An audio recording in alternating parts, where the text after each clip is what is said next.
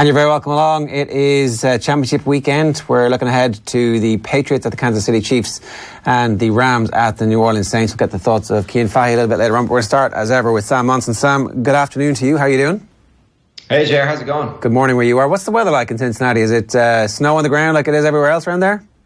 Yeah, it snowed this past weekend and it's kind of stuck around. And then today it's been like freezing rain. So it's fun winter weather in the Midwest. It's funny how we forget in the build-up to these games that the weather is going to play a role. Because all summer, all September, October, you're watching these games and then there's loads of games in domes. And then all of a sudden it's like really cold and it has an impact, or it seems to have an impact on the game.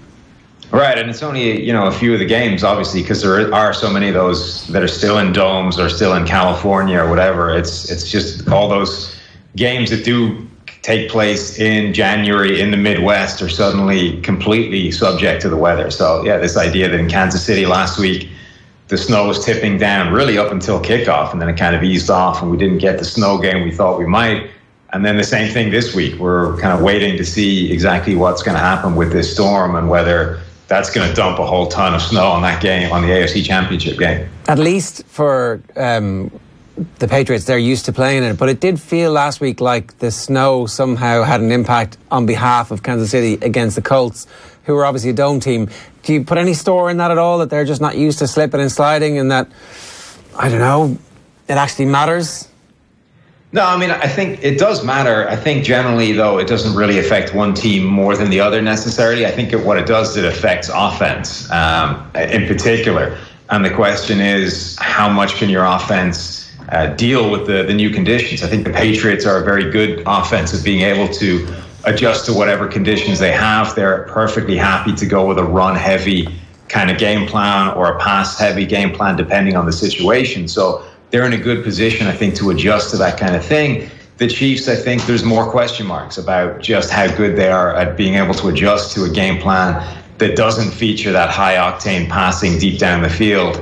And that's really the X factor in this is, we saw last week there were some drop passes that you wouldn't normally expect from the Chiefs. And probably the same thing this week. It's the weather, I think, has the potential to slow down this Chiefs offense more than the Patriots defense does. Okay, that's interesting. We may as well start with that game since we kind of have started talking about it already. It did seem as if their run game, the jet sweeps and the fact that their third string running back is actually really, really good, helped the Chiefs last week to a point where they should have some confidence at least that their running game should be decent enough to get them into this match on Sunday.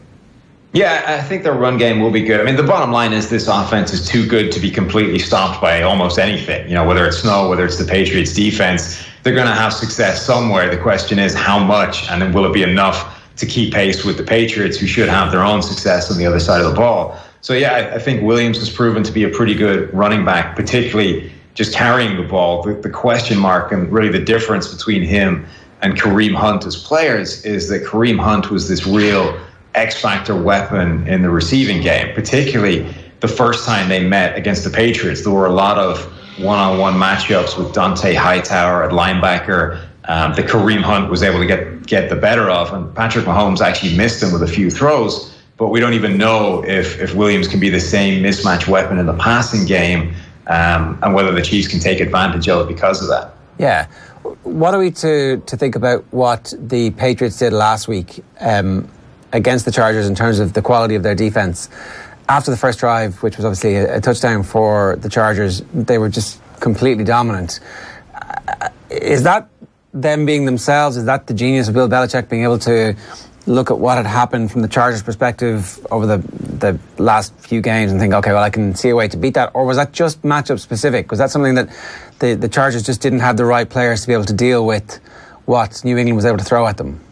Yeah, I think the Chargers had an Achilles heel within their offense that Kansas City doesn't have. So the Chargers had a very bad offensive line. And I'd kind of been saying all the way through the season that at some point that was probably going to come back to haunt them in the playoffs against some of the best teams, much like it did for the Minnesota Vikings a year ago. You just can't. It's very hard to progress when your offensive line is of a certain standard, because when you play those best teams in the playoffs in January, it's just it becomes an issue, and those guys can get enough pressure that your quarterback almost has no chance of getting it done.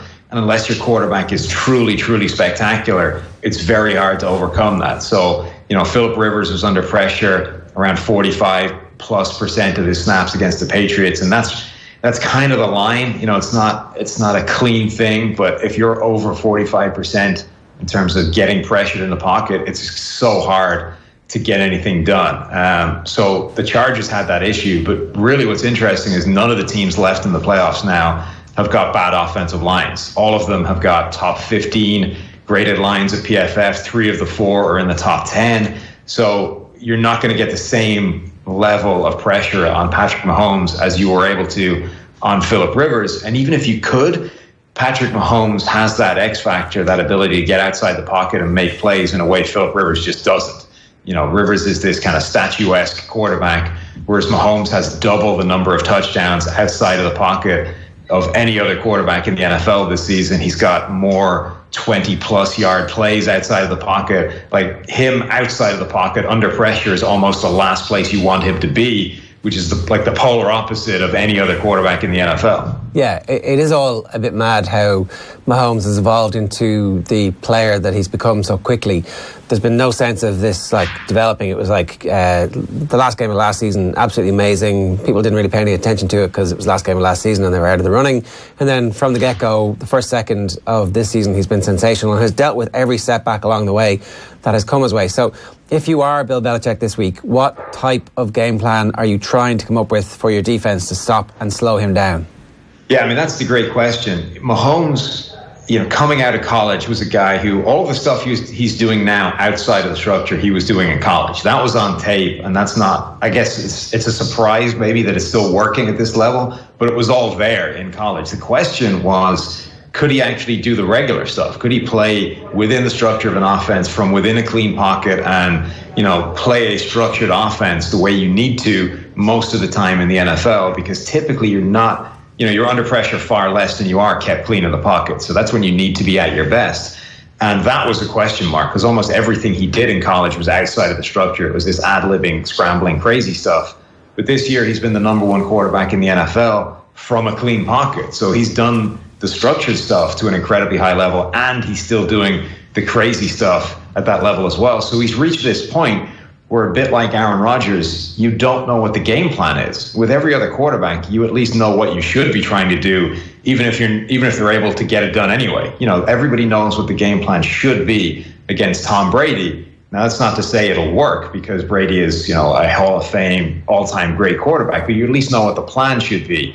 With Mahomes, I don't even know if teams understand what the plan should be anymore, because he does drop off a little bit when he's under pressure, but he's the highest graded quarterback in the NFL under pressure. You can't just leave him alone in the pocket because he's the number 1 ranked quarterback from a clean pocket, and he's completely devastating when things break down. He has to ad-lib outside the pocket. So you need this hybrid of getting pressure on him without overcommitting and trying to take away these devastating weapons in the passing game. It really isn't easy to do, and I don't know that there is a clean solution to what you should be trying to do to throw him off his game. Yeah, because the weapons that he has, we should talk a little bit about that. They all represent individual challenges, which if that was the only thing on the team, fine. You might have a speedster who can match up with Tyreek Hill. You might have a big guy or 2 who can somehow maybe nullify the best tight end in football as it is now in Travis Kelce. So you add all these things together then, and all the rest of the stuff that they have and have been able to lean on across the rest of the season, and suddenly it becomes a multifaceted, many-headed challenge. The only opposite kind of wrinkle in your mind when you're thinking about this is that, Belichick's always risen to these challenges, has always been able to come up with something slightly different. You mentioned the Achilles heel being the offensive line last week. There must be something that Belichick has looked at here and seen that afterwards we'll go, oh yeah, there was actually, if you look back, this trend was evolving over a couple of weeks and he just hammered home on it. I can't believe, Jer, as a 49ers fan, you're going to give the crown of best tight end in the NFL to Travis Kelce without mentioning George Kittle. Come on. That's the one thing you've got left. I'm not going to be too much of a homer. Yeah, look, I don't think they have this obvious way. The only solution is to try and do what you think is going to have the best chance against these specific weapons. So what's interesting is, the Patriots have Stephon Gilmore, who's PFF's number one graded cornerback in the NFL this season. He's got the lowest completion percentage in the NFL when playing man coverage. It's just 35%, which is an insane number. A cornerback, if he's under 50% in terms of completion percentage, he's amongst the top in the league. So to be down at 35 is something pretty special. He's got more pass breakups than any other corner. He's, I think, got the second highest contested catch rate of any cornerback. So even when he's allowing completions, he's challenging for the ball. But the first time around, the Patriots didn't put him on Tyreek Hill, because even a guy that good, they don't trust to be able to go one-on-one with Hill on the outside.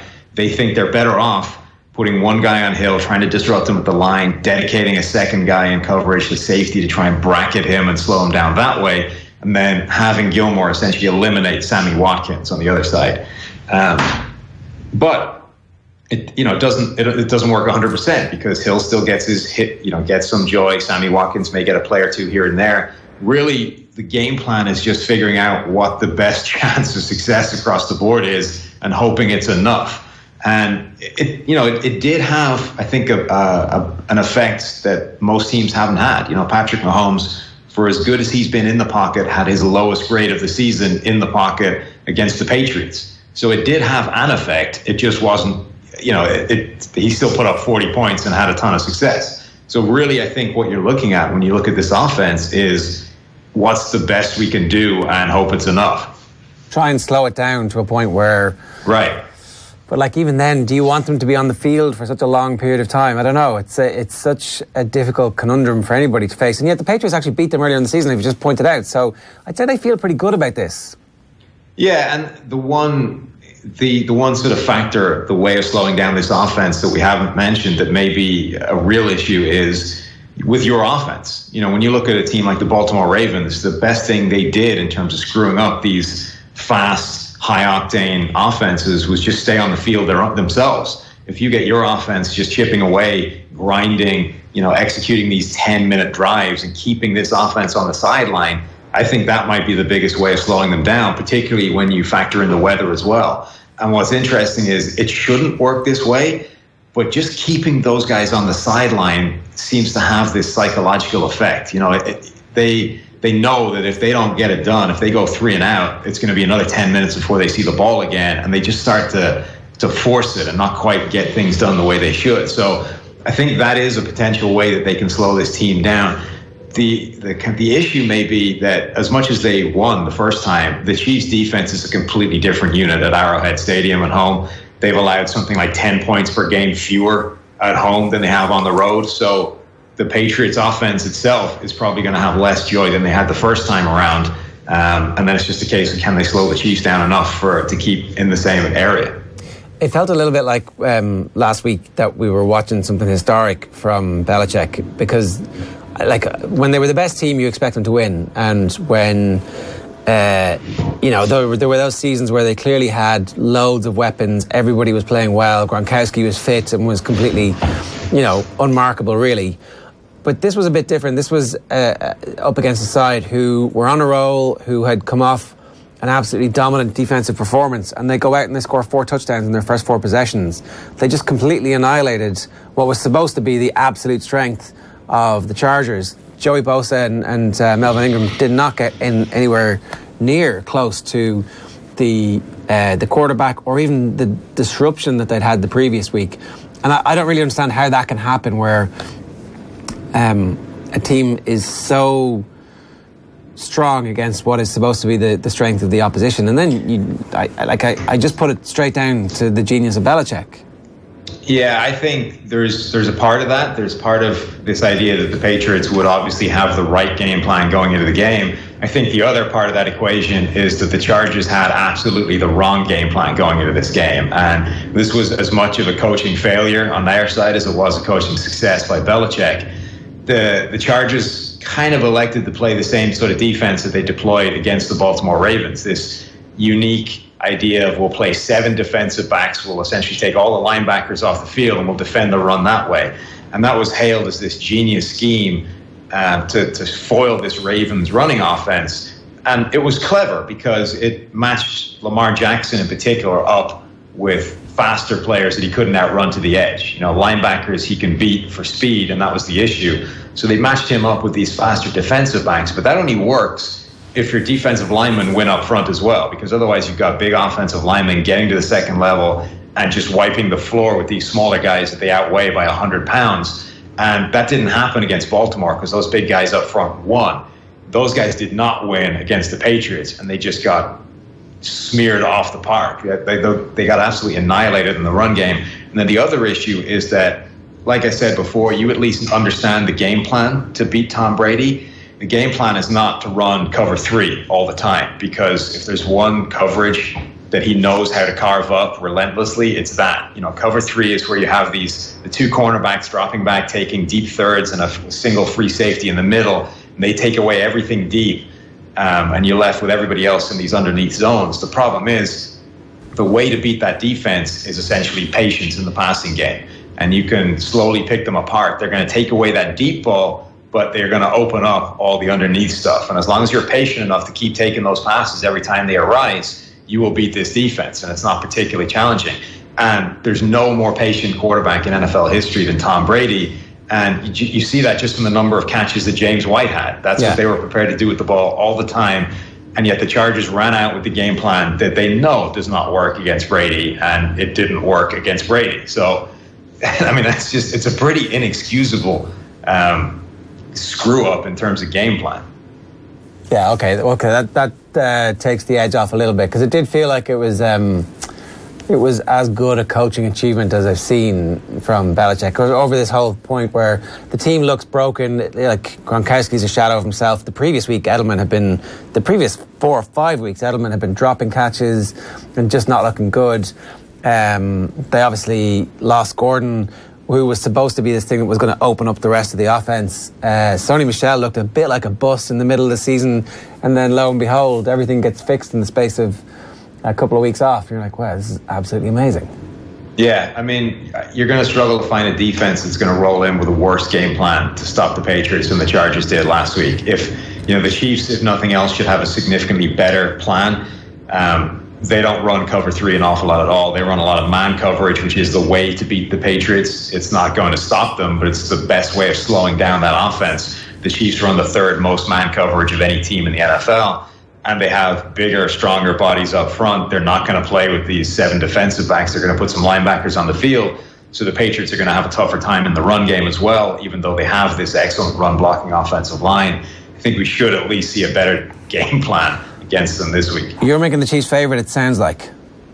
Yeah, I think they are. I think that defense, as I said, is a completely different unit at home. Their offense is a better offense. I think it's...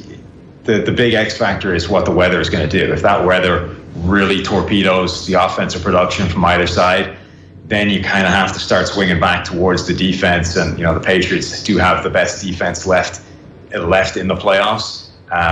But if the weather holds out and offense is still a sort of viable prospect on the day, then I think you have to lean with the Chiefs. The Saints are slightly bigger favourites than the Chiefs are against the Rams. And I don't know, it's interesting to me because, we're supposed to be witnessing in Sean McVay, one of the all-time great coaches, and here he is going back somewhere in the same season with all of the information and knowledge that seeing with the whites of his eyes brings in a game where his team are very pissed off about the fact that what happened the last time happened. And it just feels a little bit like you're giving this guy 2 chances to beat you. He's going to beat you 50% of the time.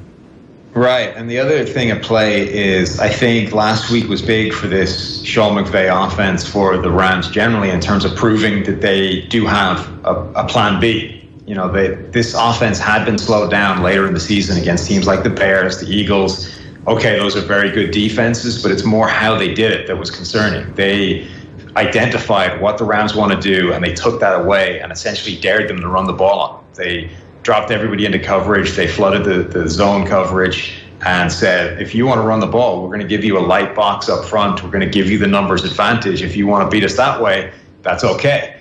And the Rams didn't do it. They kept trying to do what they wanted to do, and Goff just kept making mistakes, couldn't fit the ball into those tighter windows. And, everybody was looking at this and saying they're losing because teams have taken away Todd Gurley. numbers were terrible, but actually the opposite was happening. Teams weren't taking away Todd Gurley. In fact, if anything, they were daring the Rams to beat them with Todd Gurley, but the Rams didn't want to use him. They wanted to stick with what they did. But last week, the Cowboys rolled in, and they used that game plan as well. They dropped everybody into coverage. They said, okay, we're going to give you the run game. If you want to do that, that's fine. And for the first time, the Rams said, okay, sweet, we'll do that. We'll load up 2 running backs with 20-plus carries, and each one of them is going to get 100 yards, and that's how we're going to win. So I think that was a huge game to prove that at least that offense and Sean McVay had identified what was going on, and they figured out the teams had understood what their primary plan was and taken it away, and now they've shown they can adjust for that. So I think that is a big thing going into this game, that they've proven that they have that adjustment in the game plan if the Saints have figured out how to slow them down as well. And I'm kind of with you. I think this Rams team is really good. They're the number 1 graded team as a whole at PFF still. We have the Saints as favorites as well, because so much of how these things work is the home field advantage, and it is a very real thing. But this Rams team is good, and they are not to be dismissed. Yeah, are they also getting better at the right time of the year? Like, I heard so many people talking about how Ndamukong Suh hadn't actually been that good this year, and then all of a sudden comes the playoffs and it seemed pretty good last week. You're like, okay, maybe there's just a lot of players there, especially those guys on the 1-year contract, or the ones who are the high-profile tradies, who are either coming back for injury or coming into form. In the defensive backfield, it's the same as well with Talib and Peters. Like, I don't know, there's just a sense that maybe they have just come right at the right time. Right, that was one of the best games of Ndamukong Suh's season. I'm kind of curious to know if he was just sandbagging the entire year and then is going to show up for the playoffs, because, what did it matter for the first 16 games? That would be fascinating, because Suh is definitely, a top 10 kind of talent on the interior defensive line, and he hasn't really played like that this season. In a situation where it's probably better than he's ever had before, given that Aaron Donald has taken away all the attention alongside him. So if Suh has actually decided to turn it on for the playoffs, that's a real boost for this defense. And you mentioned Aqib Talib. I think that's the other one, is he is a legitimate number 1 corner in a way that Marcus Peters probably isn't, and has certainly been exposed as not being so far this season. Talib back in the lineup makes a massive difference to that defense overall. And could be big in terms of trying to slow down a guy like Michael Thomas, the Saints wide receiver. So yeah, I think the defense could be better than the first time they played. I think the offense has shown that they have this second plan if the Saints have figured out how to slow them down. I do think this game should be closer than it was the first time. Yeah, let's talk a little bit about Michael Thomas, because his connection with Drew Brees is like at an all-time high percentage in terms of target share, and then obviously when he gets the ball, he's doing pretty amazing things with it. There's a shout that he is at the moment the best receiver in football. He's certainly in the same conversation as Antonio Brown and Nuke Hopkins and whoever else you want to put in that top tier. So, which is mad, because he's really young. He was a 2nd round pick, and I don't think in that draft coming into it that everybody was like, ooh, this is the guy that everybody should be getting. It's funny how this happens. Yeah, I mean, the Vikings drafted Laquan Treadwell rather than Michael Thomas. And Laquan Treadwell has basically been useless, and Michael Thomas has developed into the best receiver in that draft class.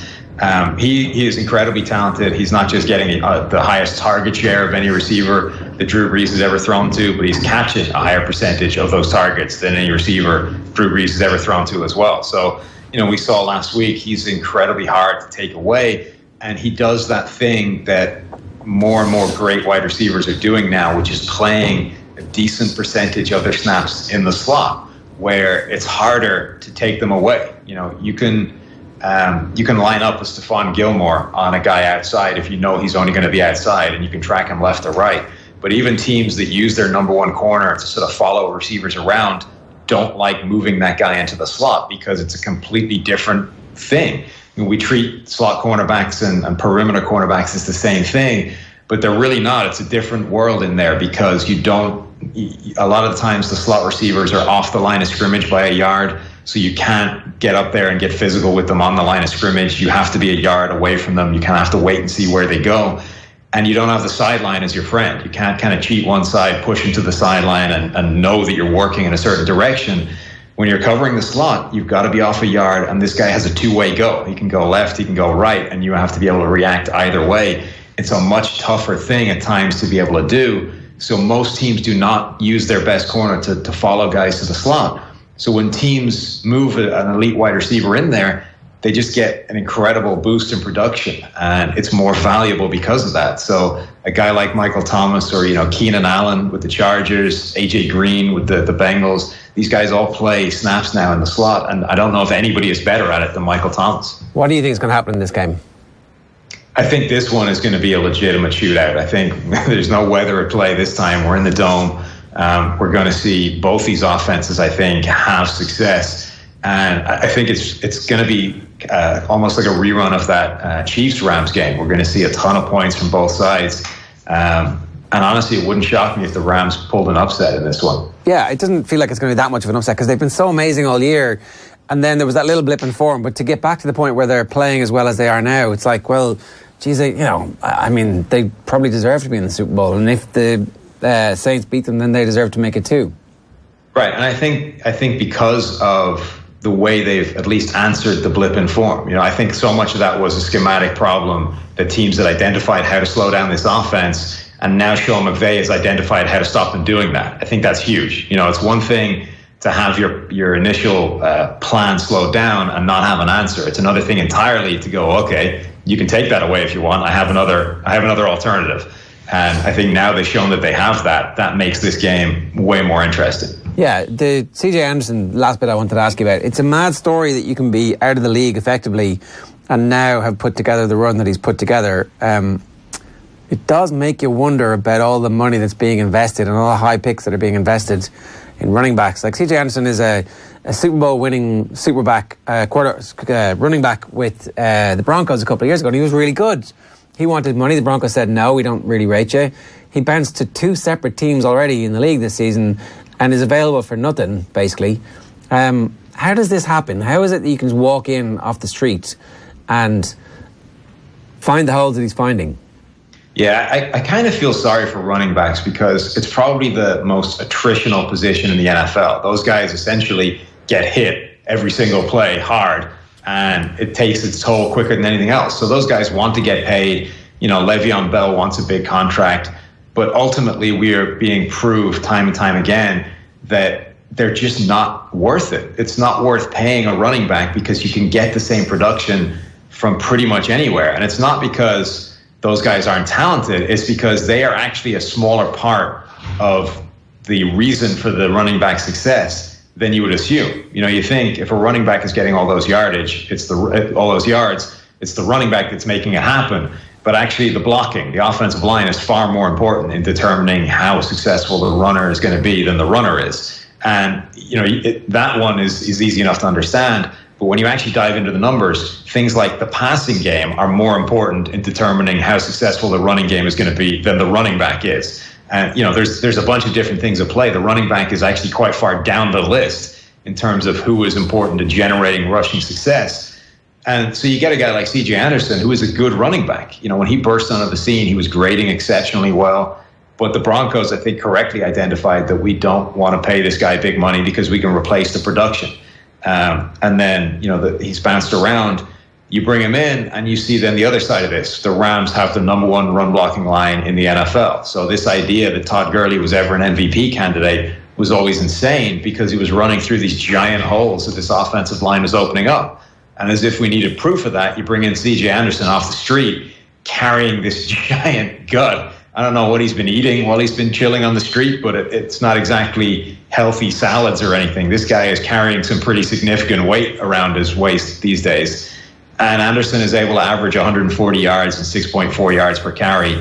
So, it's the sad proof of the reality of the situation. As talented as running backs are, they're just not worth money in today's NFL because they're not the reason they're having success. You can get that success with pretty much anybody. Sam, great to chat to you. Enjoy the weekend. Thanks a million.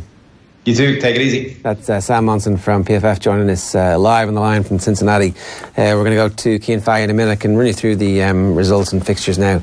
Obviously, it's a big weekend. It's championship weekend. The first game kicks off at 5 minutes past 9 here for us. 5 minutes past 8. Would that make sense? On Sunday? We are 5 ahead of Eastern Time, so 8:05 is the LA Rams at the Saints, after obviously the Saints beating the Eagles 2014 and the Rams coming through against the Cowboys 30-22. Of all the wins last weekend, it seems like the Rams beating the Cowboys was maybe the most impressive, given that the Eagles were out to a 14-zip win. Maybe the Saints win is just as impressive when you think about it like that. The Patriots put up 41 points against the Chargers. The Chiefs put up 31 points against the Colts. Both those games were effectively blowouts. There was a minor bit of suggestion that perhaps there might have been a mild bit of peril at one point, but not really for either of these two teams in the end. And that one kicks off 6:40 p.m. Eastern, so 6:05 is 11, 20 to midnight is the kickoff for the Patriots at the Kansas City Chiefs. You can see there Cian Fahey is with us. Cian, how you doing? Doing all right, how are you? Yeah, how's the jet lag? You were in LA last weekend to see your beloved Chargers and Rams. I got home at 7 p.m. on Monday. I woke up on Tuesday, yesterday at 7 p.m. At night. So I look worse. I feel even worse than that. Wow. Okay. So yeah, I'm sure you couldn't walk anywhere in LA without noticing that their two teams are doing exceedingly well, right? Yeah, well, I wound up in a pretty nice hotel downtown, and I went down into the lobby one day, and I was surrounded by Dallas Cowboys cheerleaders. So you could pretty much tell that everyone was there. It was interesting, though, that there was loads and loads and loads of Cowboys fans there. It was very much like, I don't know if it came across on TV, but it wasn't exactly a home game for the Rams on the day, I don't think. Yeah, I think the Rams had slightly over 50%, which was a bit of a relief to them, because they did feel at one point, or feared, that it was going to be 60-40 in favour of the Cowboys. Does LA know it has two football teams, apart from the fact that the cheerleaders happen to be in your hotel? Well, I mean, the Rams are probably the preferred team. Especially after that game with the Patriots and the Chargers on Sunday, they chargered like everyone was kind of waiting for them to do. And it's such a disappointing game if you were a Chargers fan, or if you were trying to build that franchise as a team, because you go through this regular season, you beat the Chiefs on the road, you have this phenomenal year. You're basically a 2 seed, but because the Chiefs are in your division, you can't beat a 2 seed, and you feel like you're one of the best teams in the league. And then the Chargers, they just didn't show up, and the Patriots had their best game of the season by far, and I think that's going to kill any excitement, any kind of belief you were taking into the offseason, especially now you're moving forward with an older Phillip Rivers. The Rams, on the other hand, they're still ascending, even though there are definitely question marks there too. No, give me the question mark then, because we've been talking ourselves in the last 15 or 20 minutes into the Rams and their ability to bounce back from the blips that they had, and so all of a sudden feeling a bit confident about the Rams. What are those questions that you need to see answered? Well, same question I've had pretty much all year. I didn't think Jared Goff played well again. He had a couple of dropped interceptions. He missed a couple of throws he should have easily made. They won that game because of the running game, and it's very clear. I find it fascinating to talk about Todd Gurley all the time, about how he's kind of replaceable, he's not actually that important, and it becomes an easier argument to make when CJ Anderson comes off the street. But here's the thing. CJ Anderson should never have been on the street. CJ Anderson's one of the better running backs in football, but when he was in Denver, he could never stay healthy, so he lost his job there and basically got moved out. He moved to the Panthers. He became a backup there to Christian McCaffrey, and he wasn't being used enough, so the Panthers said to him, agreed with him, hey, we promised you a bigger role. We're going to let you go because we don't have a bigger role for you. He's a really good running back, and you saw that on Saturday night against the Cowboys. You saw him and Gurley together, kind of a perfect complement. He looks a little bit heavier than he was before, but that obviously worked out perfectly against the Cowboys running right up the middle. One of the things that was fascinating to me was entering that game, one of our question marks became the Rams' offensive line, which is a weird thing because over a month prior to that game, they had kind of struggled, but prior to that, they were the foundation of the team's success. And in that game, they just dominated the defensive line, which was crazy because you've got Randy Gregory, you've got DeMarcus Lawrence, you've got good defensive tackles there. And then it came out after the game that coaching had a big impact. The Rams offensive players were saying that they knew exactly what the defensive linemen were going to do based on specific ways that they lined up. So when they could, and you kind of notice it during the game, Randy Gregory would come off the ball, go upfield very quickly and get thrown out of the play, and they'd run right behind, run into that spot right there where he vacated. And that's something you can do when you know what the defensive end is going to do all the time. So the interesting thing to me there is you got a specific tell on the Cowboys defense, so you're able to attack the defense and create all that space. When you move forward and you go into New Orleans and you've got to play at Saints defense that like the Saints defense is kind of inconsistent, but it's talented. If Sheldon Rankins is healthy, if Cameron Jordan is healthy, they're going to be able to disrupt you and get into the backfield and disrupt run plays, rush the passer, create more pressure than the Cowboys did, assuming they don't have tells like the Cowboys had. But that was kind of a very interesting thing to me, because I just did not expect the Cowboys' defensive line to have such a limited impact and to be taken advantage of so much. And then you found out after why they were outcoached. Jason Garrett, the whole coaching staff, you expected them to be outcoached, but you didn't expect it to be that clear and that kind of defining for the game. Yeah, okay, so that advantage disappears, and yet they still have the advantage of having the genius coaches who've done all the work to diagnose this in the first place. So while the specific advantage against Dallas might be lessened, is there still, I mean, obviously they had that coaching staff, but they still have the benefit of having that genius within them. Is that enough to see them through against the Saints? I mean, having that genius is huge, but Sean Payton's a really, really good coach too. Like, the gap now becomes much smaller. Sean Payton knows what he's doing. That coaching staff as a whole knows what it's doing. You're not going to have a clear mismatch that gets repeatedly beaten over and over and over again the way it was against the Cowboys. Is Taysom Hill and all that gimmickry, is that not just a little bit of madness, a strain that he's like being a bit too cute? Yeah, that's the one. But that's the thing. That's the only thing I dislike with Sean Payton right now. Like, if he could get rid of that, and actually, funny enough, Hill hit an actual throw last week for the first time all year. It's working. And it got brought back. Yeah. But so you can argue it's working, but I don't really think it's working. I think Taysom Hill is great for like the special teams fake punt that they had last week, even though it was the most obvious fake punt. I don't know how the Eagles didn't see it coming. And using him on like the Wildcat stuff, that works. I just necessarily wouldn't do it. They kind of needed to do things a little bit differently last week, because Drew Brees had a really bad game initially. He came out, he missed that first throw of the game that should have been a touchdown, came back as an interception. He missed 2 more deep throws throughout the first 3 quarters that should have been big plays. He was very consistent on the short and underneath throws. You see that throw to Michael Thomas for the touchdown, perfectly placed on the back shoulder, perfectly away from the defender for Thomas to work back through it. So he still had a baseline of quality, but the mistakes were there from Brees, and the kind of inconsistency of the offense as a whole was there. There were a couple of holding penalties. There were a couple of problems in protection, which isn't something you want to have against a team that has Aaron Donald. I think the one kind of counter to that would be the Rams have Aaron Donald. They don't really have anyone else. The Eagles have Michael Bennett, have Chris Long, they have Derek Barnett, they have former Raven whose name is escaping me, Timmy Jernigan. They have a bunch of guys who can attack you and close that pocket. The Rams don't have that. They have Aaron Donald who'll break everything up. So you will think Sean Payton will be able to game plan for Donald specifically and set the offense up as a whole. But Brees flatly has to play better than he did last week. Otherwise, they won't be able to beat the Rams. Yeah, okay. All right. Which, by the way, you should hear from everything I just said. This kind of sets itself up as a good game. Yeah, okay. So this should be like a proper shootout with points at both. Sometimes I end up hoping for that, and the game ends up like very low scoring because of what's at stake in this. Like, it's effectively a semi-final, right? So many sports events, the semi-finals are shit games. Everybody, years and years in time, nobody. How did that go? How did they get in there? What happened there? Because so much is on the line, and what's on the line is a place in the Super Bowl. So I'm going to use a massive cliche of all cliches right now and say the Rams do have to start well, because the reason the Eagles stayed in that game and the reason they were able to prolong that game a little bit was they started well. If you don't start well against the Saints in New Orleans, we've seen it time and time again. The Saints go up a touchdown on their opening drive or on their second drive, then they add another one before the end of the first quarter, and it just starts piling on. And suddenly the score is 40-14 and it's completely out of reach. And I don't really buy into the idea that certain parts of the game are more important than others.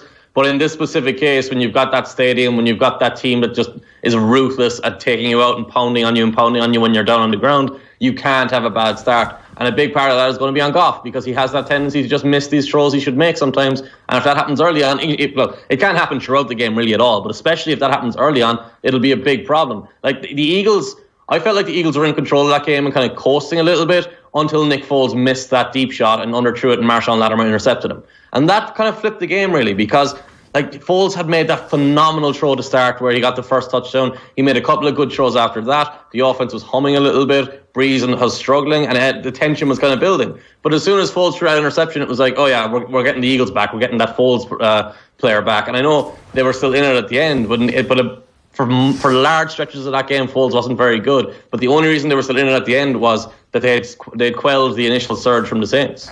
And a stupid enough decision to take the field goal at the point that they did.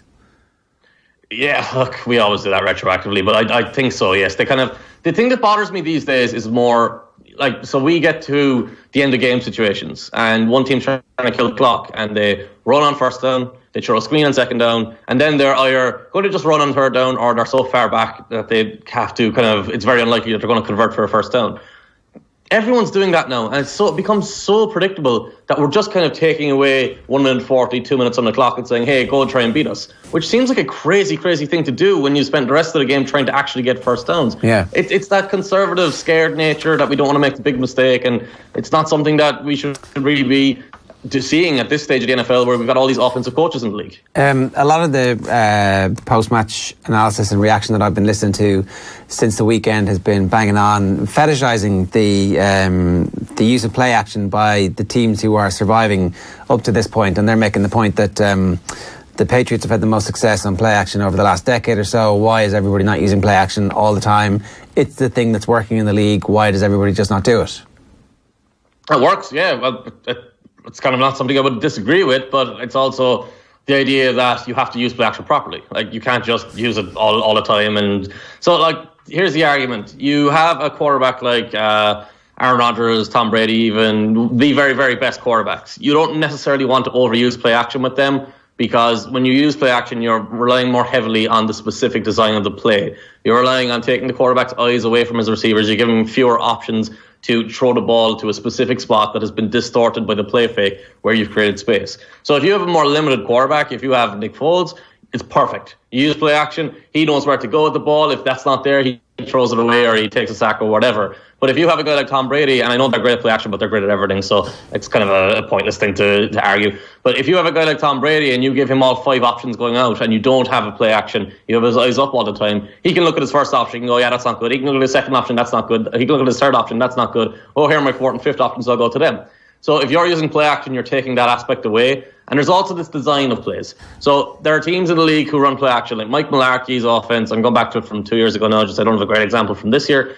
2 years ago, he would run these play fake designs that were easily responded to, easily read. You could react to them perfectly, and he had very few of them. Jeff Fisher was the same for years.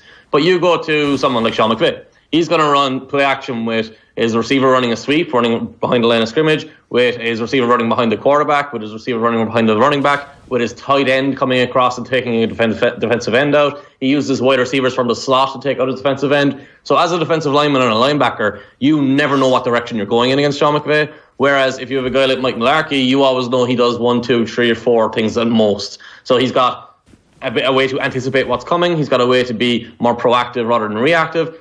And it's just a very, very different thing. If we just kind of say, hey, everyone should use more play action, no, some teams are good at designing play action, some teams aren't. There's always that kind of a difference. But in general, yes, more play action is better. I think last year the most I had was about 28%, 30%, something like that, which isn't a large number, but you also have to factor in a lot of these throws come when a team is chasing the game at the end, and you can't use play action when you're losing, and you've got to have 15 snap drive of you catching the ball, throwing it, and taking what the defense gives you. So that kind of warps the numbers a little bit. Okay. Apparently the Rams were like 10%, 15% more than they normally were last week against Dallas. And again, that probably comes back to the coaching issue. Here's the thing with the Rams. The Rams will do that. Like they did this to the Vikings early in the year. They will, if they see a weakness in your defense and they see something you're not good at, they will turn to their play action, do it over and over and over and over and over again until you show that you know how to respond to it. And when McVay sees it's working, he sticks with it. That's not something other coaches do. Other coaches have very specific ideas of what they want to do on offense, and they're going to do that regardless. The Cowboys, perfect example of that on the other side of the ball. What do you want to see? What Super Bowl would you most prefer to look forward to? I think the Chiefs and the Saints are I'm always just want the 2 best teams. So to me, I think the Chiefs and the Saints are the 2 best teams. I think they've been the 2 best teams over the season as a whole. And I feel like watching Patrick Mahomes and Drew Brees after their MVP arguments, there's a narrative there. Watching Patrick Mahomes and MVP and Drew Brees just playing on the field to me is massively appealing. I think a part of me just doesn't want to see the Patriots because we've seen them so many times. Yeah. But I also don't feel like they've played that well over the course of the year. I think the recency bias of last week is, hey, they're the Patriots, they're going to dominate again, they're back. I would be very surprised if they went into Kansas City and won. Okay, so that's not just what you want to see, that's what you think will happen, that it will be Brees against Mahomes. I think the Saints' home field is huge for the Saints. I think they had a bad game last week. I think that's probably the first bad. They scored 21 points in the game earlier this year as well. So they scored 20 points this week. So outside of that, all of their home games, they've scored like 35, 40. It's been just pouring it on teams. I don't think the Rams have the defense to run with them. They have a decent defense. It's good defense. I don't think it's as good as the Eagles' defense. And I don't think Breeze will play as poorly. But the other side of it is, like, the Patriots going into Kansas City is fascinating in itself, because you get Belichick doing that game plan against Mahomes. You saw him he disguised 2 interceptions against Mahomes in the regular season. He might be able to do that again. But I just don't feel like the Patriots' defense as a whole is going to be able to keep pace with Kelsey, with Watkins, with Hill, with... I've completely forgotten the running back because Kareem Hunt is gone. So with all the weapons that they've got, there you go. With all the weapons they've got, I don't think the Patriots are going to be able to keep pace. But again, look, it's the Patriots. They're always there for a reason. They're always there because they are that good. But we'll find out. Cian, good stuff. Enjoy the weekend. Thanks a million, man. Thanks, man. Cian Fahey giving us some thoughts ahead of the weekend. So Sue's picks, for those of you who are following along, 24 out of 33 on the year, which is a pretty amazing record. She's gone for the Saints -3.5 and the Patriots. She's taking the points. The Pats +3. So the Saints -3.5 against the Rams and the Pats +3. I don't know. The Saints Patriots Super Bowl will be good. Any of the teams who are left making it is going to be a good game in the Super Bowl, because there's 4 good teams left. This is kind of what we want. It's great having some underdogs along for a little bit of the ride, but go home, underdogs. Your time is over. We'll see you next week. Good luck.